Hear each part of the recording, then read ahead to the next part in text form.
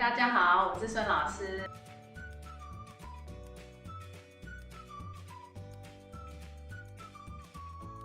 今天我要来分享一下有关于当你要开始画亚克力颜料 acrylic 的时候，要准备什么用具。然后我们现在先看看，我身边有一些用具，我先来介绍一下。首先我们先看到颜料，颜料里面呢有很多不同的颜色，有红色啊、黄色啊、蓝色、白色。你们猜猜看，我平常画画的时候呢，我最少用到什么颜色呢？对，猜对了，就是黑色。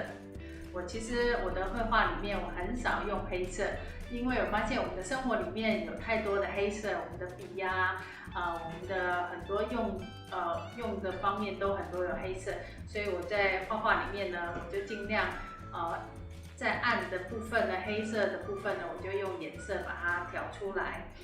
然后我在教学生的方面呢，我会比较先从简单的颜色开始，先从红色、蓝色、黄色、白色，这些是我们的基本颜色。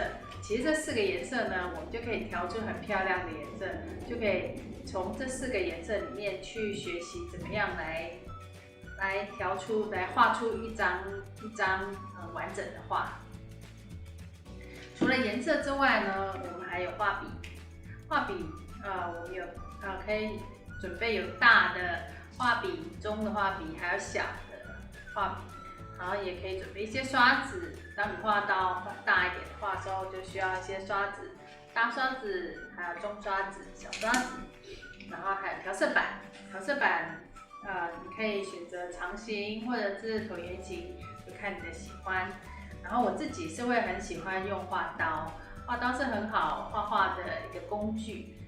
画刀也很多种，就是有长的、有短的、有宽的，所以大家都可以试试看。这个画刀是非常好用的一个绘画的工具。然后还有洗这个亚克力颜料的这个笔是需要一个水桶啊，你可以准备水桶或者是玻璃瓶来清理我们的这个亚克力的笔。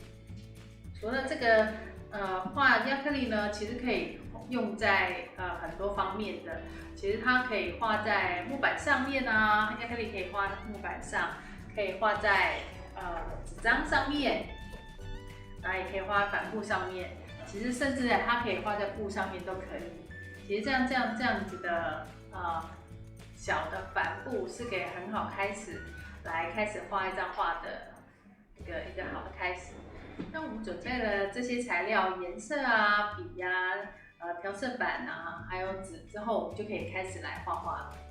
我记得10几年前，当我女儿很小的时候，我就很想要教她英文字母，用一些绘本的那种方法的绘卡来教她英文字母。可是因为我在坊间没有看到我喜欢的字卡，所以我就决定我自己来画一套字卡给她。这个是我十几年前画的，我就把它一些比较简单的一些图案画在小的纸卡上面。这个是 Apple， 因为它画面很小，所以我就决定用一些比较鲜明的颜色，然后甚至是对比色来画这个图案，让这个小的图面上面呢看起来比较有趣。像这个月亮，紫色跟黄色，